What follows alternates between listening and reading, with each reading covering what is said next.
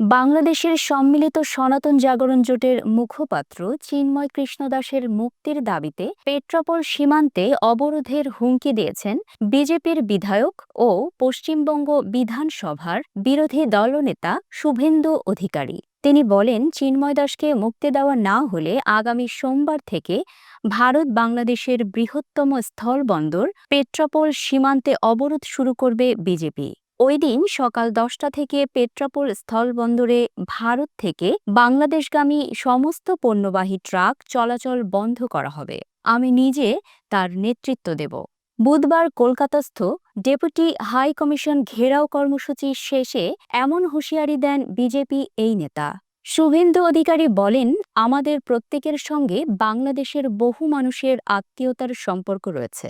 আমরা এর আগে মুজিবুর রহমানের সরকার দেখেছি, আওয়ামী লীগ, বিএনপি, হুসেইন মোহাম্মদ এরশাদের সরকার দেখেছি, কিন্তু এরকম ভারত বিদ্বেষী মনোভাব বা হিন্দু প্রচারকদের মিথ্যে মামলা দিয়ে জেলে পাঠানো, এই জিনিস আমরা বিগত দিনে দেখিনি। হুঁশিয়ার উচ্চারণ করে শুভেন্দু বলেন, অ্যানফ ইজ অ্যানফ।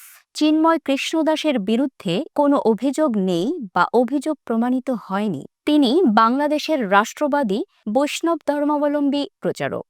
বাংলাদেশের পতাকা কাঁধে নিয়ে তিনি স্বদেশের মুক্তিযুদ্ধের পক্ষে স্লোগান তুলেছিলেন। তাই তাকে যেভাবে গ্রেফতার করা হয়েছে, এই ঘটনায় পরিষ্কার যে সেখানে সম্পূর্ণভাবে মৌলবাদী পদধ্বনি শোনা যাচ্ছে।